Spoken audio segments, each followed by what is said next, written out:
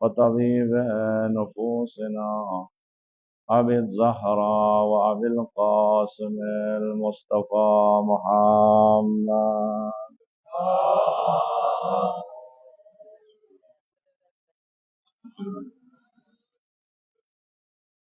وعلى آله الطيبين الطاهرين المعصومين المظلومين ولعنة الله على أعدائهم أجمعين من الآن إلى لقاء يوم الدين آمين يا رب العالمين.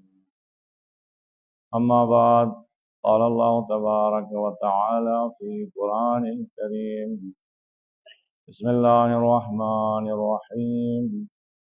يا أيها الذين آمنوا اتقوا الله ولتنظر نفس ما قدمت لغد واتقوا الله إن الله خبير بما تعملون. خداوند عالم کے فضل و کرم سے آپ کی خدمت میں کل مولا کائنات کی وہ عظیم وصیت جس میں مولا کائنات اپنے چاہنے والوں کو وصیت کرتے ہوئے 5 چیزوں کی تاکید فرما رہے تھے، اور خداوند عالم کے فضل و کرم سے ان 5 چیزوں کے بارے میں آپ کو تفصیل سے بیان کیا۔ آج انشاءاللہ آج کے بعد خداوند عالم نے اگر توفیق دی تو قرآن کریم سے ایک ایک موضوع جو معاشرے کے جو ہمارے لیے ضرورت ہے، معاشرے کی ضرورت ہے، قرآن کریم سے آپ کی خدمت میں بیان کرنے کی کوشش کروں۔ سورہ مبارک نساء کی ابتدا میں خداوند عالم ارشاد فرما رہا ہے کہ بسم اللہ الرحمن الرحیم، یا ایھا الناس اتقوا ربکم الذی خلقکم من نفس واحدہ، اے لوگو تقوی اختیار کرو، ڈرو اس رب سے جس نے آپ سب کو ایک نفس سے پیدا کیا، یعنی آپ سب حضرت آدم علیہ السلام کے صلب مبارک سے دنیا میں آئے۔ وَخَلَقَ مِنْهَا زَوْجَهَا، اور اسی ایک نفس سے ہی خداوند عالم نے اس کے لیے ایک جوڑا انتخاب کیا ہے، خلق کیا ہے، حضرت حوا سلام اللہ علیہا۔ وَبَثَّ مِنْهُمَا رِجَالًا كَثِيرًا وَنِسَاءً، اور ان دو نفسوں سے، آدم اور حوا سے، بہت سارے مخلوقات زمین پہ پھیل گئے۔ آج دنیا میں 8 ارب آبادی ہے، تو 8 ارب آبادی سب کے سب حضرت آدم علیہ السلام کے اولاد، اور خداوند عالم باقاعدہ طور پہ تاکید کر رہے ہیں اس پروردگار سے ڈریں جس نے آپ کی خلقت کی ابتدا آدم سے شروع کی ہے اور آج تک یہ سلسلہ جاری ہے۔ وَاتَّقُوا اللَّهَ الَّذِي تَسَاءَلُونَ بِهِ وَالْأَرْحَامَ، ڈریں اس پروردگار سے جس کے نام سے آپ ایک دوسروں سے سوال کرتے ہیں، کوئی چیز لینا ہو تو خدا کے نام سے لیتے ہیں، خدا کے واسطے دے کے لیتے ہیں۔ والارحام، اور ڈریں صلہ رحمی کے بارے میں، ارحام کے حقوق کے بارے میں ڈریں۔ ان اللہ کان علیکم رقیبا، بے شک خداوند عالم آپ کے اوپر مراقب ہیں، آپ سے غافل نہیں ہے، آپ کے ہر عمل کو پروردگار عالم دیکھ رہا۔ انشاءاللہ سورہ مبارک نساء کے آیات کی تفسیر کروں گا۔ آج پہلی آیت ہے، اس آیت میں جو موضوع آئے اسی موضوع کے تحت چند عرائض آپ کی خدمت میں عرض کروں۔ اس آیت کریمہ کی ابتدا میں خداوند عالم تقوی کے بارے میں بیان کرتے، یا ایھا الناس اتقوا ربکم، اے لوگو تقوی اختیار کرو، اپنے رب سے ڈرو۔ اور اسی ایک آیت میں پروردگار عالم 2 دفعہ تقوی کی سفارش کرتے۔ اگر علماء کرام جانتے ہیں کہ اگر کسی موضوع کے بارے میں پورے قرآن میں ایک دفعہ ذکر ہو تو بہت بڑی بات ہے، اس موضوع کے لیے، اسی موضوع کے متعلق گفتگو کرنے کے لیے ایک ہی آیت کافی ہے، کیونکہ قرآن مجید میں ایک آیت نازل ہے، خدا کے کلام میں اس کے لیے باقاعدہ طور پہ دلیل ہے۔ تو اب پورے قرآن میں نہیں، پورے ایک سورے میں نہیں، صرف ایک ہی آیت میں 2 مرتبہ خداوند عالم تقوی کی تاکید کرتے ہیں، اور ہم میں سے ہر ایک سے خداوند عالم چاہتے ہیں کہ با تقوی رہیں، متقی بن کے زندگی گزاریں۔ اور تقوی کی قرآن مجید میں اتنی تاکید ہے کہ آج آپ تحمل کے ساتھ سنیں گے تو انشاءاللہ آج کی اس مجلس میں صرف تقوی کے متعلق قرآن کریم میں تاکید کتنی ہوئی ہے وہ آیات آپ کی خدمت میں عرض کروں، اور پھر تقوی کے فوائد اور برکات رب العالمین نے کیسے ذکر کی۔ خداوند عالم قرآن مجید کی ابتدا میں فرماتا ہے بسم اللہ الرحمن الرحیم، یہاں پہ بھی باقاعدہ لکھا ہوا ہے مسجد کے محراب میں، بسم اللہ الرحمن الرحیم الف لام میم ذالک الکتاب، یہ وہ کتاب ہے لا ریب فیہ، اس میں کوئی شک و شبہ نہیں۔ اور یہ کتاب کیوں نازل کی ہے خداوند عالم نے؟ ہدایت کے لیے۔ اب ہدایت کون اٹھا سکتا ہے اس سے؟ ھدی للمتقین، متقی لوگ اس سے ہدایت اٹھاتے ہیں۔ آج آپ کے شہر میں باقاعدہ ایک بین الاقوامی دانشگاہ کا قیام وجود میں آیا ہے، مشرف کے دور میں باقاعدہ انٹرنیشنل یونیورسٹی بنائی ہوئی ہے۔ دانشگاہ بنانے کے مقصد کیا ہے؟ تعلیم دینا، اور ہر بندہ وہاں جا کے تعلیم حاصل کر سکتا ہے، ہم جیسوں کو دروازے سے اندر چھوڑتے بھی نہیں۔ تعلیم ہی حاصل کرنا ہے تو سب کو وہاں جانا نہیں ہوتا، جن کے اندر شرائط ہیں، جن کے اندر صلاحیت ہے، وہ وہاں سے تعلیم حاصل کر سکتے۔ قرآن بھی ہدایت کے لیے آیا ہے، لیکن ہدایت ان لوگوں کے لیے جن کے اندر صلاحیت ہو، جن کے اندر وہ قابلیت ہو۔ قابلیت کیا ہے؟ رب العالمین فرماتے ہیں قرآن کتاب ہدایت ہے، لیکن ہدایت صرف اور صرف متقی لوگ اٹھا سکتے، ھدی للمتقین۔ اگر آپ کے اندر تقوی آ جائے تو پھر آپ قرآن سے استفادہ کر سکتے ہیں، قرآن سے ہدایت حاصل کر سکتے ہیں۔ دیکھو تقوی اتنی اہم صفت ہے، بغیر تقوی کے قرآن جیسے عظیم کتاب سے محروم ہے ہم لوگ۔ اسی لیے تو دیکھیں ہم کلام اللہ المجید سے محروم نہیں، وہ پڑھ بھی سکتے ہیں لیکن پڑھنے کے باوجود ہدایت نہیں ہوتی، بلکہ کیا ہوتا ہے؟ ہدایت نہیں، پڑھنے کے ساتھ ضلالت اور گمراہی میں اضافہ ہوتا ہے۔ اگر یہ شرط ہمارے اندر نہ ہو کہ آیو میں جب ہم لوگ جائیں پڑھنے کے لیے گئے، شرائط نہیں ہو تو بلکہ وہاں سے آپ کو ڈنڈے مار کے باہر کریں گے۔ نہیں میرا شوق ہے پڑھنے کا، شوق ہر کسی کا نہیں، پہلے صلاحیت پیدا کریں، پہلے آپ وہاں پہ داخلہ کرائیں، پہلے باقاعدہ شرائط۔ اسی طرح قرآن سے بھی اس طرح، اسی لیے رب العالمین کیا فرماتے ہیں؟ وَنُنَزِّلُ مِنَ الْقُرْآنِ، ہم نے اس قرآن کو نازل کیا۔ کیا ہے قرآن کے اندر؟ مَا هُوَ شِفَاءٌ وَرَحْمَةٌ لِّلْمُؤْمِنِينَ، قرآن کے اندر شفا ہے، رحمت ہے مومنین کے لیے۔ یہی قرآن کیا ہے پھر ظالمین کے لیے؟ وَنُنَزِّلُ مِنَ الْقُرْآنِ مَا هُوَ شِفَاءٌ وَرَحْمَةٌ لِّلْمُؤْمِنِينَ وَلَا يَزِيدُ الظَّالِمِينَ إِلَّا خَسَارًا، ظالمین کے لیے یہ قرآن خسارے کا سبب ہے۔ ظالم لوگ جتنا قرآن پڑھتے ہیں اتنے خسارے میں جاتے ہیں، اتنے ظلم و ستم کا شکار بنتے ہیں۔ اسی وجہ سے دیکھیں آج بہت سارے لوگ حافظ قرآن بھی ہیں، بہت سارے لوگ قاری قرآن ہیں، لیکن گمراہی میں اضافہ ہے ان کا۔ کیا حشر ہے، آپ لوگ فیس بک میں دیکھ رہے ہیں، واقعی مسلمانوں کا سر شرم سے کیا ہے جھک جاتا ہے، یعنی قاری قرآن کی حرکتوں کو جب آپ دیکھتے ہیں، مشاہدہ کرتے ہیں۔ کیوں اس طرح ہے؟ قرآن کی غلطی نہیں ہے، قرآن میں کوئی کمی پیشی نہیں ہے۔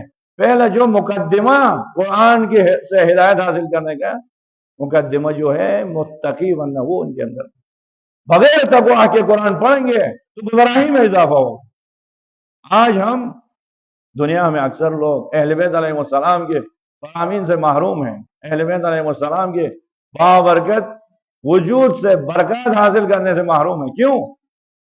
اسی عظیم ہستیاں ہیں لیکن ان سے ہم فیضیاب نہیں ہوتے۔ اس کی وجہ سورہ مبارکہ توبہ کی 119 نمبر آیت میں خداوند فرماتے ہیں یا ایھا الذین آمنوا اتقوا اللہ وکونوا مع الصادقین، اے ایمان والو تقوی اختیار رکھو، تقوی اختیار کرو اور صادقین کے ساتھ ہو جاؤ۔ صادقین آل محمد ہیں، آل محمد سے اگر ہدایت حاصل کرنا چاہتے ہو تو پہلے صادقین سے پہلے تقوی اختیار۔ اب ہم سب یہاں پہ آئے ہیں نماز پڑھنے کے لیے، نماز کے بہت سارے فوائد ہیں. نماز کے فوائد حاصل کرنے کے لیے پہلے کیا کرنا ہے؟ وضو کرنا ہے. بغیر وضو کے وہاں جائے ادھر آئے تو کوئی فائدہ نہیں ہے. اسی لیے وہاں 3-4 جوان نماز جمعہ کے لیے آتے تھے بھاگتے ہوئے. نماز جمعہ خطبے تقریباً تمام ہوئے تھے, اب نماز کھڑی ہوئی, بھاگتے ہوئے آئے 2 جوان وضو کی طرف بھاگے, 2 جوان سیدھے سیدھے نماز کی طرف بھاگے, آگے نماز پہ کھڑے ہوئے. نماز تمام ہونے کے بعد آپس میں ملے, کہا کہ خدا کا شکر ہے ہم وضو کی طرف نہیں گئے, ہم وضو کی طرف جاتے تو نماز جمعہ سے محروم ہو جاتے, اسی لیے بغیر وضو کے آگے ہم کھڑے ہوئے اور ہم نے نماز جمعہ کو درک کیا گیا. وہ خیال یہ کرتے ہیں کہ بغیر وضو کے جس طرح نماز نہیں ہوتی, اسی طرح بغیر تقویٰ کے قرآن سے ہدایت حاصل نہیں کر سکتے, بغیر تقویٰ کے اہل بیت علیہ السلام کے قریب نہیں جا سکتے. کیوں؟ اہل بیت آئے تطہیر کے مصداق ہیں. آئے تطہیر میں خداوند عالم نے کیا فرمایا؟ فرمایا کہ انما یرید اللہ لیذھب عنکم الرجس اہل البیت ویطہرکم تطہیرا.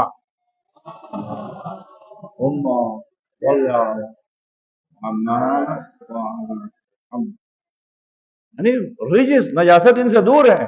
تقویٰ نہ ہو تو رجس ہے, نجاست ہے.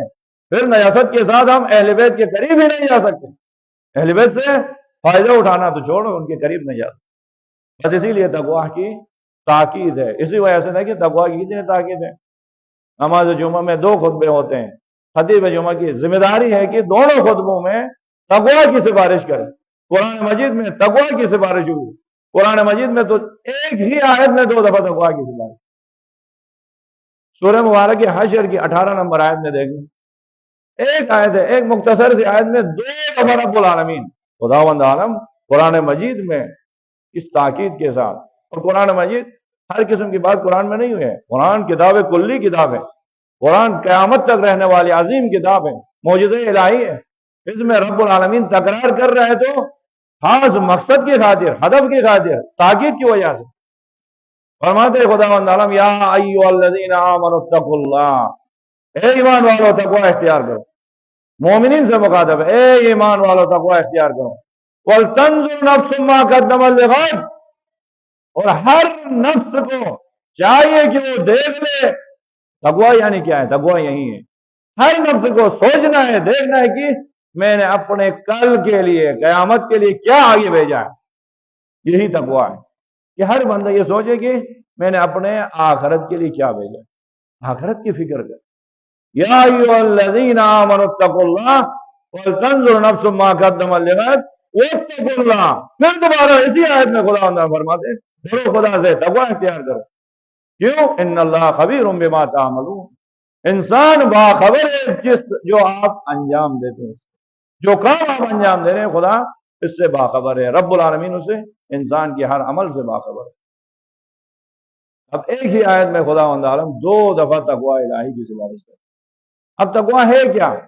واقعی یہ بات ہے, پہلے تقوی کے مفہوم پتہ چلے. تقوی کی تعریف کیا ہے؟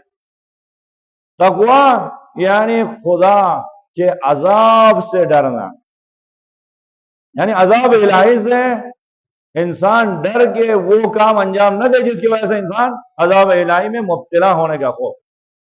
یا تقوی کے دوسرے معنی خداوند عالم کے اوامر کو بجا لانا, نواہی الہی سے اجتناب کرنا, یہ تقوی. تقوی یعنی اپنی عادت کو چھوڑ کے, اپنی مرضی کو چھوڑ کے خدا کی مرضی کے مطابق چلنا, یہ تقوی. تقوی یہ ہے کہ مغرب کی نماز جس طرح پڑھتے ہو اسی طرح صبح کی نماز بھی پڑھے. مغرب کی نماز میں ماشاءاللہ مسجد پڑھ رہے ہیں, صبح کی نماز جماعت کے ساتھ ہی نہیں ہے. اسی خدا نے مغرب کی نماز کا حکم دیا ہے, اسی خدا نے فجر کے بھی حکم دیا, لیکن فجر کی تاکید زیادہ ہے.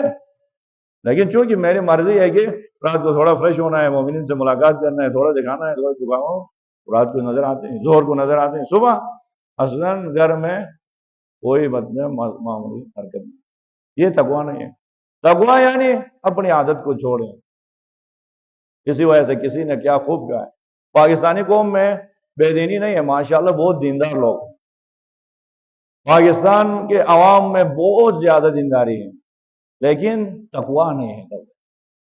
اہم کام تقوی کی بات. اسی لیے کیا کہتا ہے, کسی نے کہا کہ پاکستانی قوم اگست کا مہینہ آئے تو سچے پاکستانی بنتے ہیں، ماہ رمضان آئے تو پکے مسلمان بنتے ہیں، اور رسم و رواج آئے تو رسم و رواج دکھانا ہو تو سب مالدار ہوتے ہیں، اور بے نظیر انکم سپورٹ آئے تو سب فقیر اور تنگس بن کے جا کے وہاں پہ نام لکھواتے ہیں، کھیل کا مجانی وقت آئے تو سب کھلاڑی بن کے باقاعدہ تجزیے شروع کرتے ہیں، اگر کہیں پہ بیمار نظر آئے تو سب ڈاکٹر بنتے ہیں، کہیں پہ کوئی ڈاکٹر نظر آئے تو سب مریض بن کے اس کے پاس پہنچ جائے، کہیں پہ کوئی شرعی مسئلہ ہو پیش آئے تو سب مفتی بن جائے۔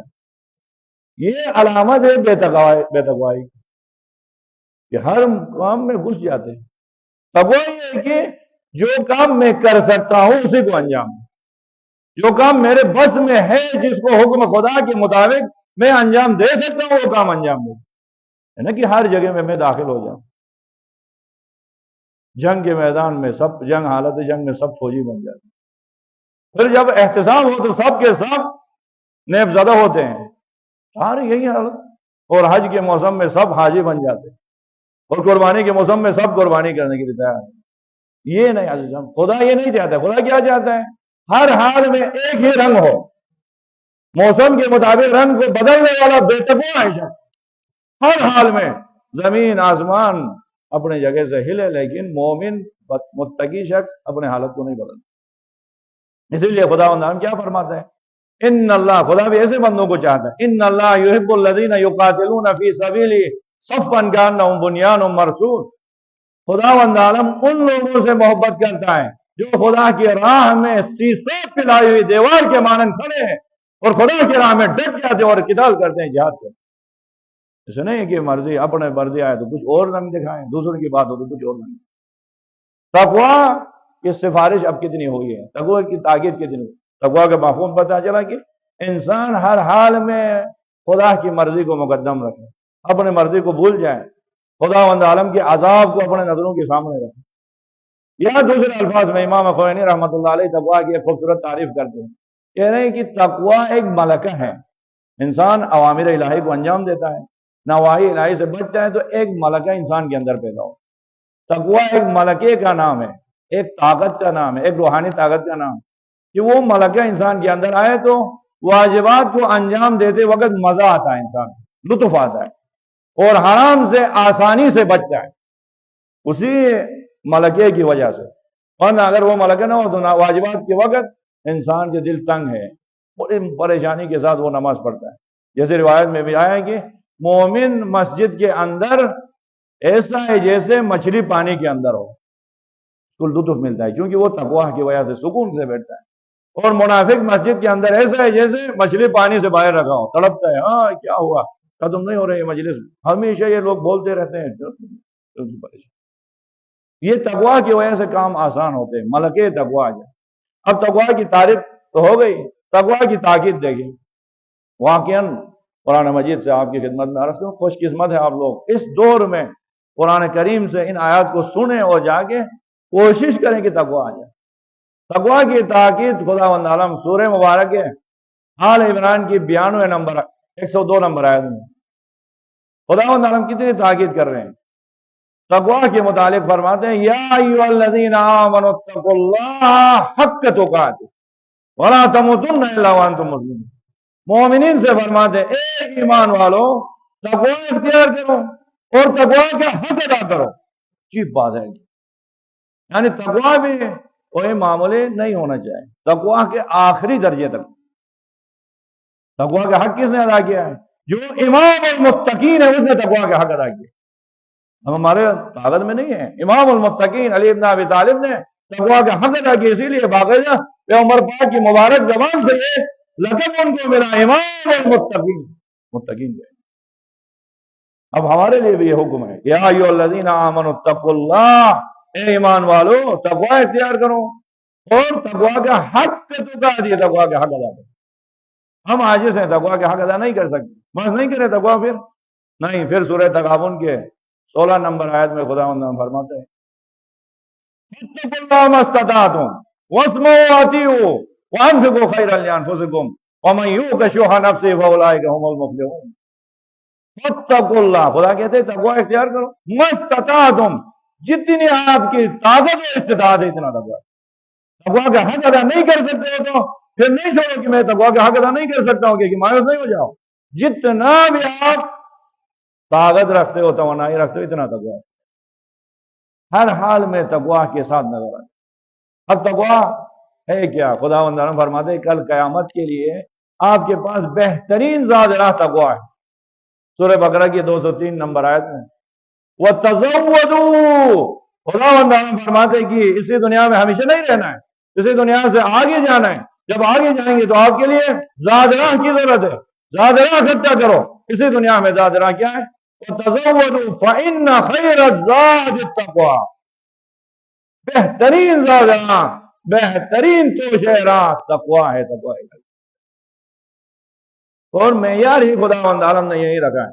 آج ہمارے معاشرے میں معیار فضیلت کیا ہے؟ مختلف ہے, لیکن خدا کے ہاں رب العالمین کی نظر میں فضیلت کا معیار ہی تقویٰ ہے. خداوند عالم سورہ حجرات میں فرماتے ہیں یا ایھا الناس انا خلقناکم من ذکر و انثی, اے لوگوں آپ سب کو ہم نے ایک مرد اور ایک خاتون سے, ایک عورت سے پیدا کیا. سب کے سب آدم اور حوا کی اولاد ہیں. وَجَعَلْنَاكُمْ شُعُوبًا وَقَبَائِلَ لِتَعَارَفُوا اور ہم نے آپ کو مختلف علاقوں میں مختلف قبیلوں میں بانٹ دیا ہے. تو یہ کسی امتیاز کی وجہ سے فضیلت کی وجہ سے نہیں, صرف اسی وجہ سے کہ لِتَعَارَفُوا تاکہ آپ کی پہچان ہو جائے. کوئی ایک قبیلے سے کوئی ایک علاقے سے پہچان دکھاتے. 8 ارب آبادی اگر ان کے قبائل مختلف قبیلے نہ ہوتے, مختلف علاقوں میں نہ ہوتے تو پھر پہچان نہیں ہوتی. بس صرف اور صرف پہچان کی خاطر. تو پھر معیار ہے کرامت کیا ہے خدا کے پاس؟ نہ قبیلہ ہے, نہ علاقہ ہے, نہ خاندان ہے. تو پھر یا ایھا الناس انا خلقناکم من ذکر و انثی وجعلناکم شعوبا وقبائل لتعارفوا ان اکرمکم عند اللہ اتقاکم, بے شک آپ میں سے سب سے بہترین خدا کے پاس وہ ہے جس کا تقویٰ زیادہ ہو. معیار تقویٰ ہے, جس کے اندر زیادہ تقویٰ ہے وہ خدا کے پاس کریم ہے. تقویٰ کی اہمیت اس طرح بیان ہے. اب تقویٰ کے فوائد دیکھیں. واقعاً قرآن کریم میں رب العالمین نے تقویٰ کے فوائد جو ذکر کیے, اگر یہ ہمیں سمجھ میں آئے نا, زندگی میں اگر آخرت کے لیے نہیں, دوسروں کے لیے نہیں, خدا کے لیے نہیں, تو اپنے لیے بھی کم از کم تقویٰ اختیار کریں. کیوں؟ اپنی زندگی کس خوبصورت طریقے سے گزر جائے گی. تقویٰ کی وجہ سے اتنے فوائد خداوند عالم نے بیان کیے. سب سے پہلا فائدہ کیا ہے؟ سورہ بقرہ میں خداوند عالم فرماتے ہیں واتقوا اللہ, تقویٰ اختیار کریں. تقویٰ اختیار کریں گے تو فائدہ کیا ہے؟ واتقوا اللہ ویعلمکم اللہ, تقویٰ اختیار کریں خدا آپ کا معلم ہوگا. اتنی بڑی بات ہے. یعنی کہیں پہ آپ لوگ جہالت کی زندگی نہیں گزارے. جہاں کہیں پہ بھی مشکل آئے رب العالمین آپ کے کیا کرتے ہیں؟ دیکھ بھال کرتا ہے, پرورش کرتا ہے, آپ کی رہنمائی کرتا ہے. آپ کا معلم خدا. واتقوا اللہ, اگرچہ آپ نے مدرسے میں نہیں پڑھا ہے, اگرچہ آپ نے کسی کالج اور یونیورسٹی میں نہیں پڑھا ہے, گھر میں بیٹھے ہو, لیکن تقویٰ اختیار کیا, آپ کا معلم خدا ہے. واتقوا اللہ ویعلمکم اللہ واللہ بکل شیء علیم, خدا ہر چیز کے بارے میں جانتا ہے, آپ کو بھی ہر چیز کے بارے میں تعلیم دے گا. تقویٰ اختیار, تقویٰ آ جائے تو پھر انسان جاہل نہیں رہتا, ہر چیز کی معرفت انسان کو. اب تقویٰ کی برکات دیکھیں. خداوند عالم سورہ مبارک کے انفال کی 29 نمبر آیت میں فرماتے ہیں یا ایھا الذین آمنوا, مومنین سے فرماتے ہیں اے ایمان والو, یا ایھا الذین آمنوا ان تتقوا اللہ, اگر آپ تقویٰ اختیار کریں گے, یعنی اگر آپ تعریف کیا تقویٰ کی, یعنی خوف خدا سے, خدا کے معصیت سے بچیں گے آپ لوگ, پھر کیا ہوگا؟ یا ایھا الذین آمنوا ان تتقوا اللہ یجعل لکم فرقانا, ہم آپ کو فرقان عطا کریں گے. اچھی بات ہے جی. فرقان کیا ہے؟ حق اور باطل میں تمیز کرنا. ہم آپ کو حق اور باطل میں تمیز کرنے کی طاقت اور صلاحیت دیں گے. یہ اتنی اہم صفت ہے عزیزان. کربلا میں سارے لوگ بے دین نہیں تھے, صرف 72 کے علاوہ سب مرتد ہو چکے تھے, ایسا نہیں تھا. بہت سارے لوگ حسین کو چاہتے تھے, لیکن حسین اور یزید میں فرق نہیں کر سکتے, حق اور باطل کی تشخیص نہیں دے سکتے. بتائیں, یہ بہت اتنی اہم صفت ہے. آج بھی ہم یہاں پہ ماشاءاللہ بیٹھے ہوئے ہیں, حق اور باطل کے درمیان تشخیص نہیں دے سکتے. بیٹھے اگر آیت اللہ علماء سعید علی خامنہئی کے بارے میں آج خدا کے فضل و کرم سے یہاں پہ علماء اچھے طریقے سے آپ کے لیے کیا کرتے ہیں، بیان کرتے ہیں ان کی صفات، ان کی شجاعت کو، تو آپ لوگ سمجھتے ہیں. آج کل میڈیا میں، سوشل میڈیا میں، یوٹیوب میں آپ دیکھیں، جو خامنہئی کے دشمن ہیں وہ آیت اللہ خامنہئی کے خلاف جو پروپیگنڈے کرتے ہیں نا، ان کو اگر آپ سنیں گے تو پھر آپ لوگ دشمن بن جائیں گے خامنہئی میں. یہ ہے اسی وجہ سے دیکھیں ایران کے اندر کتنا، یعنی ایران میں بیٹھ کے ایران کے خامنہئی کے خلاف ہیں. کیوں؟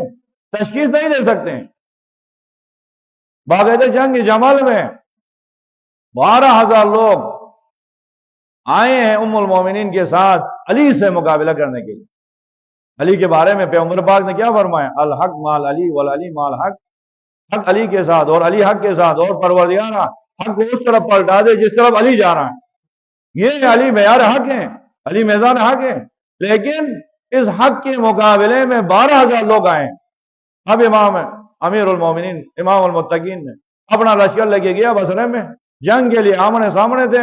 ایک دم مولا کائنات نے دیکھا کہ یہ لوگ سارے بے دین نہیں ہیں، ان کی مشکل یہ ہے کہ یہ حق اور باطل میں تمیز نہیں کر رہے. فوراً حضرت مجتبیٰ سے کہا، حسن جان جائیں آپ جا کے ان کو خطبہ دے دیں، تبیین کریں، بیان کریں، حق آشکار کریں ان کی درگاہ میں. پھر وہاں جا کے کہا کہ کس علی سے لڑنے کے لیے آئے؟ 12,000 لوگ آئے، کہہ رہے ہیں اس علی سے جو مرتد ہو چکا ہے، نعوذ باللہ، جو کافر ہو چکا ہے.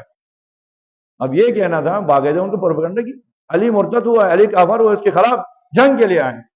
حضرت مجتبیٰ نے کہا ایسا ہے، حج اگر حقیقت میں علی نعوذ باللہ مرتد ہوتا، کافر ہوتا، تو پیغمبر پاک ایک ہی بیٹی تھی، اس مرتد اور کافر کو دیتے پیغمبر اپنی بیٹی کو. فوراً سمجھ گئے بھائی کیوں سے معاملہ ہے، نہیں ہم غلطی پہ ہیں. ایک تقریر میں حضرت مجتبیٰ نے ایک تقریر کی، 8,000 لوگ توبہ کر کے واپس آئے. کیوں؟ یہ 8,000 لوگ دیندار تھے لیکن حق اور باطل کو نہیں سمجھتے تھے. اور خداوند عالم وعدے دے رہے کہ آپ کے اندر تقویٰ آ جائے تو ہم آپ کو حق اور باطل سیکھنے کی، سمجھنے کی صلاحیت عطا کریں، طاقت دیں گے. آپ مومن کے لیے سب سے نازک ترین مرحلہ یہی ہے. ایمان ہے لیکن پھسل جاتے ہیں وہاں پہ آگے حق اور باطل کی تشریح نہیں کرتے. ادھر یہاں پہ آگا سب بیٹھے ہوئے ہیں، ابھی یہاں سے جائیں گے، ایک ہفتے کے لیے جائیں گے، اتنے پروپیگنڈے ہوتے ہیں. اور جو آگا کے پیچھے 20 سال سے نماز پڑھتے ہیں وہیں گالیاں بکنا شروع کرتے، نکالو اس بگوڑوں کو، فارغ کرو. حق کو نہیں جانتے ہم لوگ، جب یعنی باتیں ہی یہی ہوتی. پھر کوئی واپس آگے ایک دم یہاں پہ آگے ایک تقریر کرتے ہیں، جو کچھ ہے یہی ہے. بس ہماری حالت کی ہے تقویٰ نہ ہونے کی وجہ سے یہ واقعے تو پیش آتے ہیں. اسی لیے خداوند ہم کیا فرماتے ہیں؟ یا ایھا الناس یا ایھا الذین آمنوا ان تتقوا اللہ، اے ایمان والو تقویٰ اختیار کرو، یہ جو لکم فرقانا، ہم آپ کو فرقان عطا کریں گے، حق اور باطل کو سمجھنے کی صلاحیت عطا کریں گے، تشخیص دو. وَيُكَفِّرْ عَنْكُمْ سَيِّئَاتِكُمْ، اور تقویٰ کی برکت سے آپ کے تمام گناہوں کو معاف کریں گے. یہ عظیم صفت ہے. تقویٰ کے اندر آ جائے تو آپ کے تمام گناہوں کو معاف کریں. وَيُكَفِّرْ عَنْكُمْ سَيِّئَاتِكُمْ وَيَغْفِرْ لَكُمْ ذُنُوبَكُمْ، اور آپ کے تمام گناہوں کو معاف کر دیں گے. اور وَاللَّهُ ذُو الْفَضْلِ الْعَظِيمِ، خدا عظیم فضل کا مالک ہے.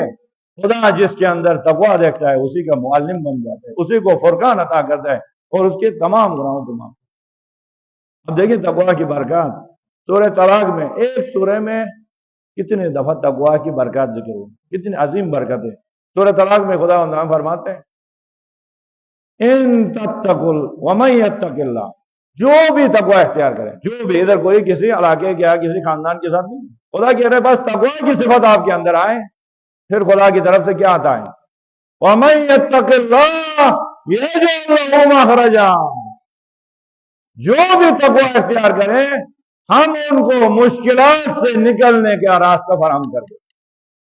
ان کی زندگی میں مشکلات ہے ہی نہیں، مشکلات تو آتے ہیں لیکن مقابلہ کر کے ڈٹ کے مشکلات سے نکلتا ہے. یہ بہت اہم ہے. اسی وجہ سے پیغمبر پاک فرماتے ہیں ابو ذر سے، ابو ذر قرآن میں ایک آیت کو جانتا ہوں، اگر کوئی اس آیت پہ عمل کرے تو پوری دنیا کسی حادثے کا شکار ہو کہ پوری دنیا داغ بن جائے، قحط سالی کے شکار ہو، پوری دنیا یعنی تارکول بن جائے. تو مجھے یقین ہے، میں ایک آیت کو جانتا ہوں، جو اس آیت پہ عمل کرے وہ سکون کے ساتھ زندگی گزارے گا، عزت کی زندگی گزارے گا، کوئی اس کی زندگی میں پریشانی نہیں ہوگی.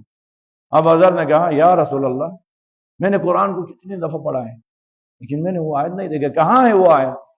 پیغمبر پاک نے کہا کہ سورہ طلاق کی دوسری اور تیسری آیت، اسی میں فرماتے ہیں وَمَن يَتَّقِ اللَّهَ، خدا کہہ رہے ہیں جو بھی تقوی اختیار کرے يَجْعَلْ لَهُ مَخْرَجًا، ہم ان کو مشکلات سے نکلنے کا راستہ فراہم کرتے ہیں. اور کیا کرتے ہیں تقوی کی وجہ سے؟ وَيَرْزُقْهُ مِنْ حَيْثُ لَا يَحْتَسِبُ، وہاں سے ان کے رزق کا اہتمام کرتے ہیں جہاں سے وہ وہم و گمان میں نہیں رکھتے. یعنی ان کے رزق کی ذمہ داری ہماری ہے. جو بھی تقوی اختیار کرے.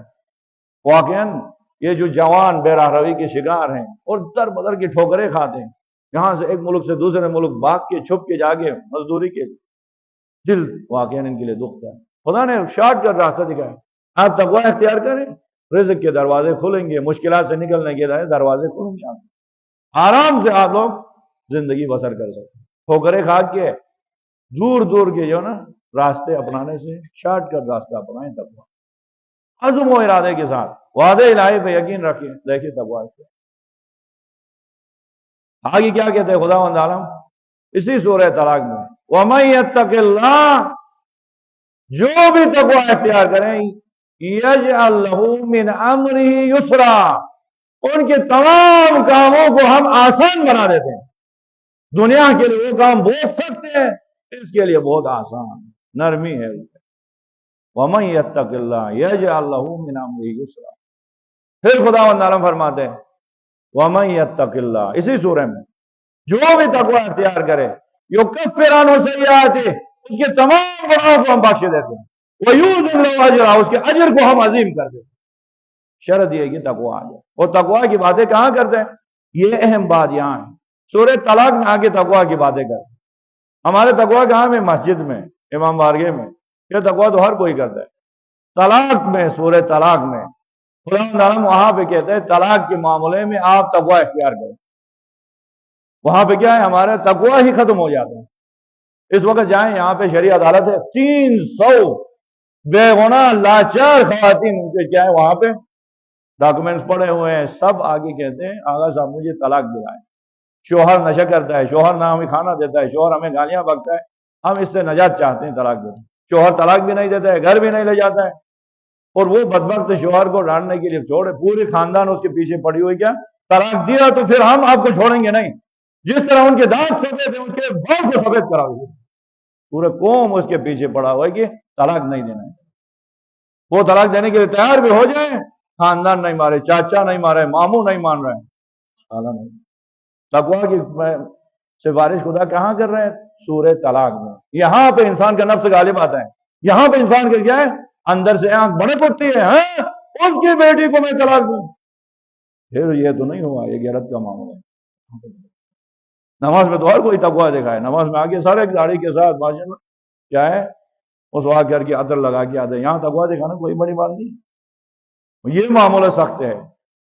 اور جب تقوی آئے تو خدا کیا فرماتے؟ کسی شہر میں، کسی علاقے میں، کسی گھر میں با تقوی لوگ ہو، رب العالمین کے رحمت میں جوش آتا ہے. سورہ مبارک اعراف کی 97 نمبر آیت میں رب العالمین فرماتے وَلَوْ أَنَّ أَهْلَ الْقُرَىٰ، اگر کسی قریے کے لوگ آمنوا واتقوا، ایمان لائے اور تقوی اختیار کریں، بس یہی کام کریں، ایمان کے ساتھ تقوی ہو، لَفَتَحْنَا عَلَيْهِمْ بَرَكَاتٍ مِّنَ السَّمَاءِ وَالْأَرْضِ، ہم زمین اور آسمان کے برکتوں کے دروازے ان کے لیے کھول دیتے. خدا فرمائے مصیبتیں ٹل جاتی ہیں، رحمتیں ہی رحمتیں ہو گئی. شرط کیا ہے کہ اس شہر کے لوگ ایمان کے ساتھ تقوی اختیار. تقوی کی اتنی تاکید. بس ایک ہی قصہ سناؤں، چونکہ تقوی کے بارے میں اگر صفات جب شروع ہو جائیں بیان کروں تو پورا یعنی ایک مہینہ اسی میں لگے. لیکن چاہتا یہ ہوں کہ روزانہ ایک موضوع ہوتا ہے کہ ذہن اس طرف جائے کہ قرآن میں تاکید اس موضوع کے متعلق، اس بات کے متعلق کتنی ہوئی ہے، اور ہم ذہن میں رکھیں. اگر عمل بھی نہ ہو تو کم از کم اتنے معلومات ہو کہ ایک موضوع ایسا ہے، اس کے بارے میں خدا نے کتنی تاکید کی. پھر اگر خدا نے توفیق دی تو زندگی کسی موڑ میں عمل بھی کرنا شروع کریں. پہلا مقدمہ یہ کہ ذہن میں آ جائے گی یہ باتیں. اب تقوی کے بارے میں کتنی تاکید ہے. اس دنیا میں ہم لوگ جو کام کرتے ہیں نا اس کا خلاصہ بس ابھی یہ آخری آپ کی خدمت میں عرض ہے اور چند جملے مسائل کے. یہ مولا کائنات کا خطبہ ہے نہج البلاغہ کی حکمت نمبر 130 میں. مولا کائنات جب صفین سے جنگ صفین سے واپس آئے نا قبرستان پہ پہنچے. وہاں کوفہ کے پشت میں جو قبرستان ہے وادی السلام میں پہنچنے کے بعد مولا کائنات نے ایک خطبہ دیا ہے. اسی خطبے میں دنیا کی حقیقت کو بھی بیان کیا ہے اور آخرت کی حقیقت کو بھی بیان کیا ہے اور دنیا سے کیا لے کے جانا ہے اس کے بارے میں بیان. بس یہ خلاصہ. مولا کیا فرماتے ہیں وقد رجع علیہ السلام من صفین فاشرف علی القبور بظہر الکوفہ. جب مولا کائنات جنگ صفین سے واپس پلٹ کے آئے اپنے لشکر کے ساتھ 18 مہینے جنگ کرتے رہے. 18 مہینوں کے بعد واپس کوفہ کی طرف آتے ہوئے کوفہ کے پشت میں جو قبرستان ہے ان سے مشرف ہو کے کیا کیا وقد رجع علیہ السلام من صفین فاشرف علی القبور بظہر الکوفہ. اب مولا کائنات اپنے لشکر کی طرف پش کرتے ہیں اور قبرستان کی طرف رخ کرتے ہیں اور قبرستان والوں سے مخاطب ہو کے فرماتے ہیں یا اہل الدیار الموحشہ والمحال المغفرہ والقبور المظلمہ. اے وحشتناک گھروں میں زندگی بسر کرنے والے لوگ, اے گھروں میں زندگی گزارنے والے لوگ, یا اہل الدیار الموحشہ والمحال المغفرہ والقبور المظلمہ, اے اندھیرے قبور میں قبرستان میں زندگی گزارنے, یا اہل التربہ یا اہل الوحدہ یا اہل الوحشہ یا اہل الغربہ, اے وحدت تنہائی میں زندگی گزارنے والے لوگ, اے وحشت میں زندگی گزارنے والے لوگ, اے مٹی میں زندگی گزارنے والوں, اے غربت میں زندگی گزارنے والے, انتم لنا فرط ثابت, آپ لوگ ہم سے کچھ دیر پہلے چلے گئے, ہم اور آپ ساتھ تھے, ساتھ زندگی گزار رہے تھے, لیکن کچھ دیر پہلے ہم لوگوں سے آپ لوگ نے سبقت لے لی. وَنَحْنُ لَكُمْ تَبَعٌ لَائِقٌ, ہم بھی آ کے آپ کے ساتھ ملحق ہونے. صرف آپ کی قبرستان نہیں بنے, ہمارے بھی قبرستان بننے والے. صرف آپ کی نماز جنازہ نہیں ہوئی, ہمارا بھی اعلان ہوگا یہاں سے, اسی جامع مسجد سے کیا اعلان ہوگا کہ کل آپ کا اعلان ہوا تھا حج, ہمارا اعلان ہوگا کہ یہاں پہ آئے. اسے اس مسجد میں آنا ہے کسی بھی شکل میں. اسی وجہ سے اب اصل شاہ وبا کے دور میں خدا رحمت کے سے عظیم لوگ یہاں پہ ہوتے تھے, آج چلے گئے. ایک بندہ بڑا سیاسی تھا, وہ مسجد نہیں آ رہا تھا. جب بھی ان سے کہیں پہ گئے بات ہو رہی کیوں آپ مسجد کی طرف نہیں آ رہا ہوں, کہا کہ میں بہت نیوٹرل ہوں, میں سادہ بندہ, میں سیاسی بندہ, میں مسجد والا نہیں ہوں, میں نیوٹرل ہوں. وہ اسی طرح تانے دیتے نہیں آتا تھا. بعد میں مر گیا تو جنازہ لے کے آ گئے مسجد میں, نماز جنازہ پڑھائیں. اب اصل شاہ وہ جنازے کی طرف کیا کیوں آئے ہو مسجد میں, آپ کو بہت نیوٹرل تھے, کیوں آئے ادھر؟ نیوٹرل ہو یا سیاسی ہو یا دیندار ہو پھر دین ہو, جو بھی آنا ہے, اس کا اعلان ہونا ہے, سب کو جانا ہے. یا حالت دیار سب کو اسی طرح جب جانا ہے. مولا کائنات فرماتے انتم لنا فرط ثابت, آپ لوگ ہم سے تھوڑی دیر پہلے سبقت لے کے چلے گئے. وَنَحْنُ لَكُمْ تَبَعٌ لَائِقٌ, ہم بھی آگے آپ سے ملحق ہونے والے. لیکن آپ لوگ جلدی گئے نا, تو آپ کے جانے کے بعد دنیا میں ایک تبدیلی آئی ہے. اس تبدیلی کی ہم آپ کو خبر دیتے ہیں, سنیں. مولا کائنات 3 جملوں میں دنیا کی حقیقت بیان کرتے. فرماتے ہیں اما الدور فقط نکحا, اما الدور فقط سکنات, واما الاموال فقط قسمات, واما الازواج فقط نکحا. 3 جملوں میں آپ لوگ گئے نا, آپ نے جو عظیم الشان عالی شان مکان بنائے تھے ان میں کوئی اور لوگ آگے بس چکے. گھر آپ نے بنائے تھے, کتنے ٹینشن لیے تھے اس گھر کو بنانے میں, ٹائل لگوانے میں. ماشاءاللہ اس کی کیا ہے آج کل ٹائل کے ساتھ پھر کیا کرتے ہیں, وہ عجیب و غریب نام آئے ہیں واقع تو اس کے لیے خاص کیا ہے مکینک آتے ہیں. اور پھر واش روم کو کس طرح بنانا ہے, کھڑا کچن بنانا ہے, واش روم میں کیا ہے انڈین کیا ہے واش روم بنائے یا امریکن بنائے, کس طریقے سے بنائے, سب کچھ کیا تھا. لیکن آپ کے مرنے کے بعد کون آگے بسا پتا نہیں. اما الدور فقط سکنت واما الازواج فقط نکحت. آپ نے جس شان طریقے سے شادی کی تھی, شادی کے وقت بھول گئے تقویٰ کو. کہا نہیں, شادی کے وقت ناچ گانے ہونے چاہیے. شادی کے وقت کیا ہوتا ہے, ایک رات تھوڑے سے جو ہم مذاق کریں، ہاں ہو کریں، محفل سجے، جو بڑے دم دام کے ساتھ آپ نے شادی کی تھی نا، آپ کے مرنے کے بعد آپ کی بیویوں نے کوئی اور سے شادی کی، چلے گئے، وہ انتظار میں نہیں بیٹھے، دنیا دستور ہی ہے۔ وَأَمَّا الْأَمْوَالُ فَقَدْ قُسِمَتْ، آپ نے جو مال اکٹھا کیا تھا، اس مال کے لیے تڑپ رہے تھے، 5,000 کا نوٹ اگر گم ہو جائے تو پاگل ہونے کے نزدیک ہوتے تھے، اب پوری گاڑی، موبائل، بینک بیلنس، سب کچھ آپ کے جانے کے بعد تقسیم ہو چکا ہے۔ یہ ہے دنیا کی، اسی دنیا میں پڑا مولا اسی طرح فرماتے ہیں اما الدور فقط سکنت واما الاموال فقط قسمت واما الازواج فقط نکیت هذا خبر ما عندنا فما خبر ما عندكم۔ مولا قبرستان والوں سے فرماتے یہ ہے ہمارے پاس آپ کی خبر، اور آپ ہم سے پہلے گئے تو وہاں سے ہمارے لیے کیا خبر ہے؟ ہم بھی تو آنے والے وہاں پہ، ہمارے لیے کوئی پیغام خبر؟ ثم التفت الى اصحابه فما اذن لهم في الكلام، پھر اس کے بعد مولا کائنات قبرستان کی طرف پش کرتے ہیں اور اپنے لشکر کی طرف رخ کر کے فرماتے ہیں اگر قبرستان والوں کو بولنے کی اجازت ہوتی تو وہ وہاں سے بول دیتے، کہتے کہ دنیا ہمیں ایک کام کرنا ہے، بس وہ کیا؟ فما اذن لهم في الكلام لاخبروكم ان خير الزاد التقوى۔ ہم لوگ کچھ دیر پہلے آپ سے چلے گئے نا، یہاں آ کے پتا چلا کہ دنیا سے صرف تقویٰ لے کے آنا ہے، تقویٰ کے بغیر کچھ بھی نہیں۔ ایک قصہ سناؤں، چونکہ ہم قصے کو بہت شوق سے سنتے ہیں نا، قصے کے بغیر تمام نہیں ہوتے، تو اب قصہ بھی قرآنی قصہ ہے، خدا نے کہا یہ قصہ سناؤ کیا ہے، یہ قصہ باقاعدہ طور پہ ان کو روک کے سنانا ہے، عمر کے حکم دیا ہے۔ خدا عالم سورہ مبارک کے مائدہ کی 27 نمبر آیت میں وَاتْلُ عَلَيْهِمْ نَبَأَ ابْنَيْ آدَمَ بِالْحَقِّ، اے میرے حبیب ان کو آدم کے 2 بیٹوں کا قصہ سنا ہے، 2 بیٹوں کا قصہ، کن کے؟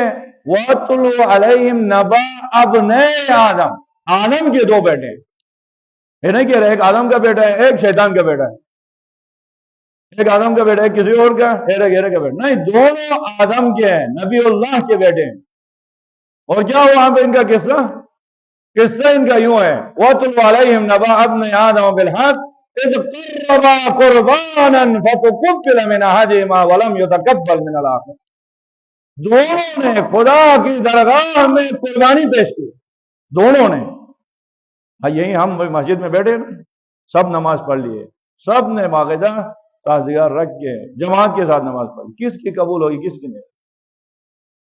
مسجد میں آنے والے سب کو کیا ہے، خدا نے ٹھیکہ توڑ دی کہ ہماری بھی نماز قبول کرے، کس کی ہوگی؟ دیکھیں یہاں پہ دونوں نبی کے بیٹے ہیں، دونوں نے قربانی دی، خدا نہیں کہہ رہا ایک نے قربانی دی ایک نے نہیں، اور ایک نے بری قربانی ایک نے اچھی، یہ بھی نہیں کہہ رہا، دونوں کی قربانی پیش ہوئی، لیکن خدا کیا کہہ رہا ہے وَاتْلُ عَلَيْهِمْ نَبَأَ ابْنَيْ آدَمَ بِالْحَقِّ إِذْ قَرَّبَا قُرْبَانًا فَتُقُبِّلَ مِنْ أَحَدِهِمَا، ایک کی قربانی خدا نے قبول کی، وَلَمْ يُتَقَبَّلْ مِنَ الْآخَرِ، دوسرے کی قبول نہیں کی، کیوں؟ کیا وہ نبی کا بیٹا نہیں تھا تو کیا اس نے قربانی نہیں؟ قربانی بھی اس نے کی، پھر قبول کیوں نہیں کی؟ قبول نہیں کرنے کی وجہ، اب جس کی قربانی قبول ہو گئی، جس کی قربانی قبول نہیں ہوئی نا، فوراً وہ بھڑک اٹھا، بھڑک اٹھ کے اس نے کیا کہا فَتُقُبِّلَ مِنْ أَحَدِهِمَا وَلَمْ يُتَقَبَّلْ مِنَ الْآخَرِ قَالَ لَأَقْتُلَنَّكَ، فوراً اس نے کہا کہ میں آپ کو قتل کروں گا، اس میں ہو سکتا ہے کہ آپ کی قربانی قبول اور میری نہیں ہو۔ یہ دیکھو تقویٰ کس کے اندر ہے کس کے اندر نہیں، یہ پتہ چلتا، فوراً اس کی تقویٰ یعنی کیا عمل خدا کی درگاہ میں قبول نہیں ہوا تو فوراً بڑک اٹھا اور کہا قال انی لأقتلک، میں آپ کو قتل کروں گا، تو کیا کہا؟ جس کی قربانی قبول ہوئی اس نے کہا کہ نبی کا بیٹا آپ بھی ہو میں بھی ہوں، قربانی آپ نے بھی میں نے بھی، آپ کے اندر صرف ایک صفت نہیں تھی میرے اندر تھی، اسی وجہ سے قبول ہوئی۔ وہ کیا؟ قال انما يتقبل الله من المتقین، خدا تو صرف متقی لوگوں سے قبول کرتا ہے، آپ کے اندر تقویٰ نہیں تھی اس وجہ سے قبول، صرف تقویٰ نہ ہونے کی وجہ سے، نبی کا بیٹا بھی ہے قربانی بھی کی ہے، صرف تقویٰ نہیں، تو تقویٰ نہ ہونے کی علامت ہی ہے کیا آپ کی قبول ہوگی میری نہیں ہوگی، میں آپ کو قتل کروں گا۔ یہ ہمارے اندر بھی ہے کیا اس کا بیٹا جائے گا کمیشن میں کریڈٹ میں چھوڑوں گا اس طرح نہیں یہ کروں گا، دنیا ہے، کمپٹیشن کا دور ہے، کوئی آگے پڑھے کوئی پیچھے رہے، کیا ہو گیا؟ خدا ہمارا ہے، یہ ہو نہیں، اس کو ملے گا مجھے نہیں ملے گا، کوٹے کے آٹے آگے اس کو ملے مجھے نہیں ملے گا، ادھر سب کو ماروں گا، یہ کروں گا، یہ بے تقوائی کی الگ ہے۔ فوراً امتحان کے بعد ظاہر ہوتا ہے کیا؟ اب خدا فرماتے معیار قبولیت کی بھی تقوا، انما یتقبل اللہ من المتقین۔ اور مولا کائنات فرماتے ہیں لا یکل عمل مع تقوا، تقوا کے ساتھ عمل کبھی کم نہیں ہے گیا، ایک سلام بھی ہونا تقوا کے ساتھ بس وہ عظیم ہے کیا، 2 رکعت نماز ہو تقوا کے ساتھ بس قیامت پورے کیا ہے، آخرت کے لیے نجات ہے، شرط یہ کہ تقوا آ جائے۔ لا یکل عمل مع تقوا، تقوا کے ساتھ عمل کم نہیں ہے، وہ کیف یکل مع ما یتکبر، خدا خود مولا کائنات تعجب کر رہے ہیں، کہہ رہے ہیں وہ کیسے کم ہو سکتا ہے جو خدا کی درگاہ میں قبول ہو چکا ہے۔ قبول ہونے کے لیے شرط تقوا ہے۔ آج تک اگر ہمارے اعمال قبول نہیں ہوئے ہیں یا ہمارے لیے مسائل ہے تو تقوا نہیں، آج سے بھی ایک ادب، خدا نے کہا کسی سے رشتہ داری نہیں، کچھ نہیں، بس تقوا ہو۔ مصیبت بات پہ بات آ رہی ہے، موضوع سمیٹنے کے لیے کوشش کر رہا ہوں لیکن نہیں سمیٹ رہا۔ کیا امام جعفر صادق علیہ السلام کے دور میں ایک بندہ تھا، اس نے بہت بڑے فقیر تھے،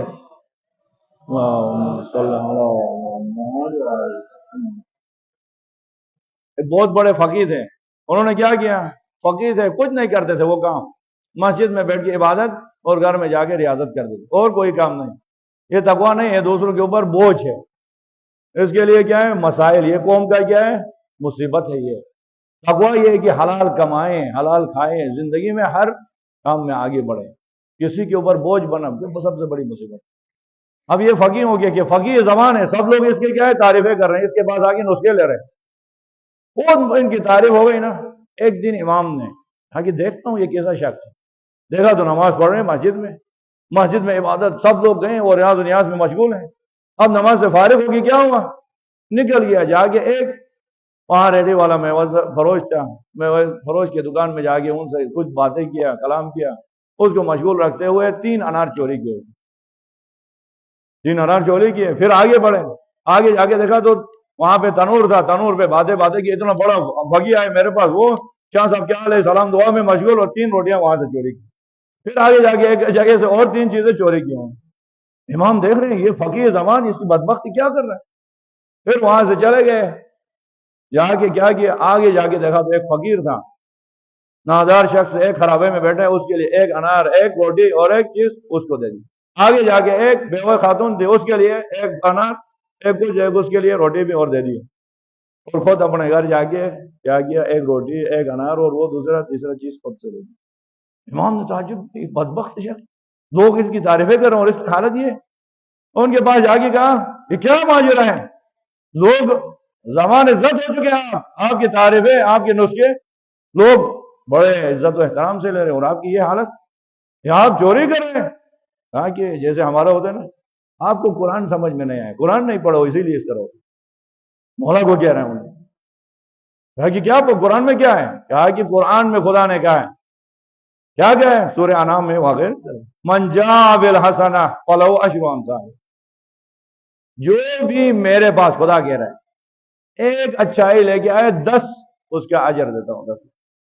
ومن جاء بالسیئۃ فلا یجزی الا مثلھا، اور جو برائی لے کے آئے ہیں، برائی کا ایک ہی گناہ سزا ہے، اس سے بڑھ کے نہیں پڑھے جائے۔ امام نے کہا پڑھا ہوں، یہ تو کہا کہ پڑھے ہو تو دیکھو، میں نے 3 انار چوری کیے 3 گناہ کیے، 3 روٹی چوری کیے تو 3 گناہ کیے، وہ تیسرا چیز 3 گناہ کیے، 9 گناہ ہو گئے۔ ادھر سے جا کے فقیر کو 1 انار 1 وہ 30 ثواب لے لیا، بیوہ کو دیا 30 ثواب لے لیا، 60 ثواب لے لیا، تو 9 کاٹو کتنے بچے، 51، اور 51 ثواب بھی لے لیا، اور خود سے اپنے لیے انار اور روٹی بھی چلا۔ امام نے کہا بدبخت شخص، خدا نے کیا کہ پتہ ہے، وہ 1 کے بدلے میں جو 10 دوں گا، کہنا وہ کن سے کہا، انما یتقبل اللہ من المتقین، خدا صرف متقی لوگوں کے لیے ان سے قبول کرتا ہے، ان کو 1 کے بدلے میں 10 دیتا ہے، جن کے یعنی کھانے کے لیے آپ نے بہترین کھانا پکائے ہو، پلیٹ گندی نجس ہو تو وہ کھانے کے قابل نہیں رہتا، کھانا جتنا بھی لذیذ ہو، ایک گند پلیٹ میں وہاں پہ کیا ہے، مکھیوں نے کیا ہے نجس کر کے رکھے، اس کے سامنے آپ کو لائیں تو کیا ہے الٹی آئے گی، آپ کھانے کو قبول ہی نہیں کرتے۔ صرف کھانا ہی نہیں دیکھتے، پہلے پلیٹ کو، ظرفیت کو دیکھو، ظرفیت خدا دیکھتے ہے، تقویٰ ہے۔ عزیزان، تقویٰ کے لیے بہترین کام یہی آل رسول کے ذکر ہے، امام سید الساجدین کا ذکر ہے۔ کل بھی آپ کی خدمت میں عرض کیا، وہاں نماز جمعہ پڑھنے کے لیے آئے لوگ، شام میں جمعہ کی نماز کے لیے آئے، نماز جمعہ پڑھنے۔ ان کے اندر جماعت کی اہمیت تھی، نماز کی اہمیت تھی، لیکن بے تقویٰ لوگ تھے، اسی وجہ سے آل رسول کو اسیر بنا کے وہاں کو تماشا دے۔ کل بھی آپ کی خدمت میں عرض ہوا کہ امام زین العابدین علیہ السلام سے جب منہال نے پوچھا مولا کہاں پہ زیادہ ظلم و ستم، ایک دفعہ نہیں 3 دفعہ مولا نے کس درد بری آواز میں کہا، کس انداز میں، کون سے زین العابدین کہہ رہے ہیں؟ جس نے کربلا میں اپنے بھائی علی اکبر کے سینے میں برچی دیکھا ہے، جس نے اپنے بھائی علی اصغر کے گلے پہ تیر لگتے ہوئے دیکھا ہے، جس نے اپنے چچا عباس کے بازو کٹتے ہوئے دیکھا، جس نے اپنے بابا ابا عبداللہ حسین کو کربلا کے لگو دک صحرا میں 3 دن کے بھوکے پیاسے ذبح ہوتے ہوئے دیکھا۔ اب ایسے امام سے زین العابدین سے پوچھتے مولا کہاں پہ زیادہ ظلم، تو ایک دفعہ نہیں 3 دفعہ فرماتے الشام الشام الشام۔ کربلا بھول گئے زین العابدین، حسین کو مظلومیت کو بھول گئے، عباس کی مظلومیت کو بھول گئے، 3 دفعہ کہہ رہے ہیں شام میں بہت ظلم ہوا، شام میں بہت ظلم۔ اب شام میں کیا ہوا؟ ایک ظلم آپ کی خدمت میں عرض کروں، واقعاً زندگی بھر رونا ہوتا۔ ایک ظلم یہ ہوا کہ ہم آل رسول کو یزید کے دربار میں لے گئے۔ معمولی بات نہیں ہے عزیزان، یزید وہ فاسق و فاجر شخص ہے جس سے عام بندہ بھی نفرت کر رہا تھا، یہ کتوں کو لڑا رہا تھا، بندر اپنے ساتھ رکھ کے کھیلتا تھا۔ شراب نوشی کرنے والے شخص کے پاس علی کی بیٹی اسیر ہو کے جائے، کوئی معمولی بات نہیں۔ اب کہہ رہے ہیں شام میں اتنے مصیبتیں آئے، ایک مصیبت یہ کہ شام کے یزید کے دربار میں آل رسول کو اسیر بنا کے لے گئے۔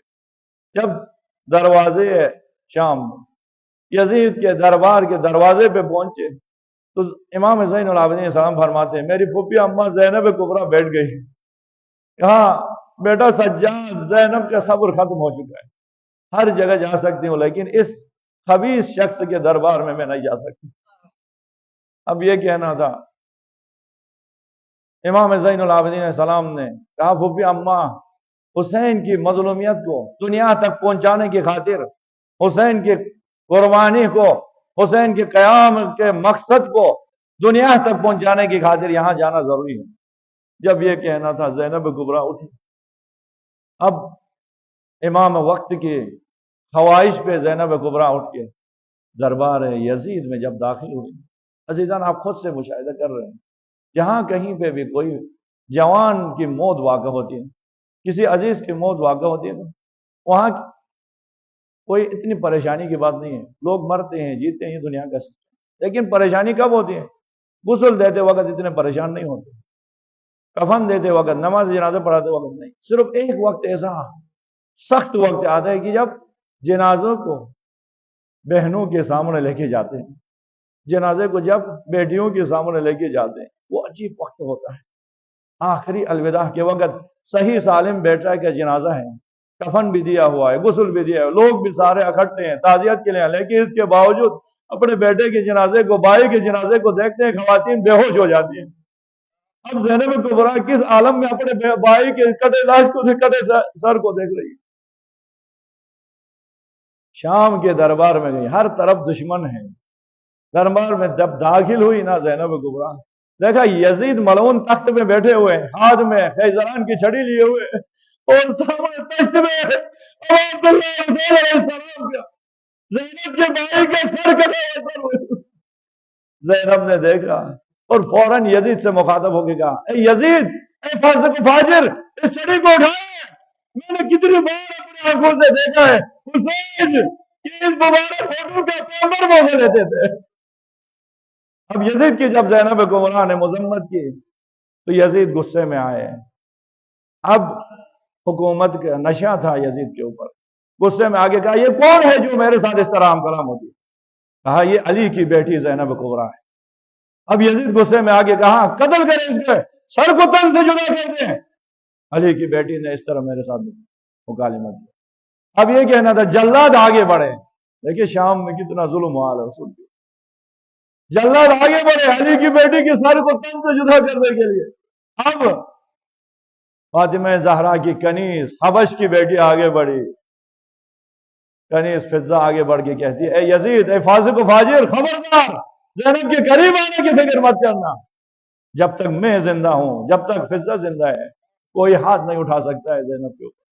یزید نے کہا یہ کون ہے یہ بوڑھی؟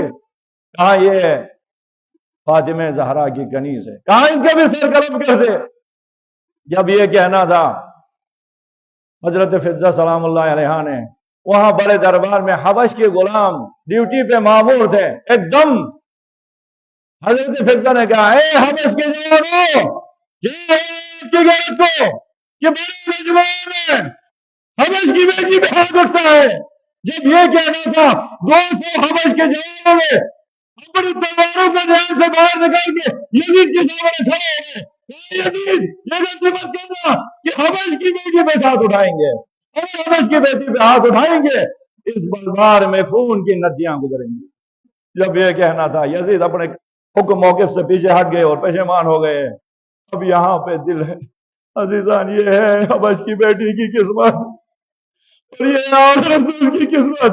شاید اس وقت زینب دل کیا زینب کبرا کا دل پھٹ چکا ہوگا، شاید زینب کبرا مدینہ رسول کی طرف روک کر کے یہ کہتی ہوگی حبش کی بیٹی کی دفاع کے لیے دربار میں 200 جوان آگے بڑھے، لیکن آپ کی دعوت کی دفاع کے لیے آگے بڑھے۔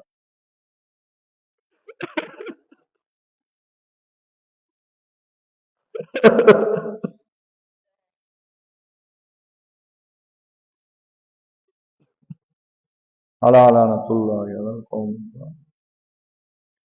وسيعلم الذين ظلموا أي منقلب ينقلبون إنا لله وإنا إليه راجعون۔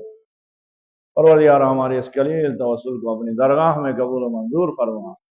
پروردگار اس مجلس آزاد کے صدقے میں ان عزاداروں سے ہر قسم کی پریشانیوں کو، بیماریوں کو دور فرما۔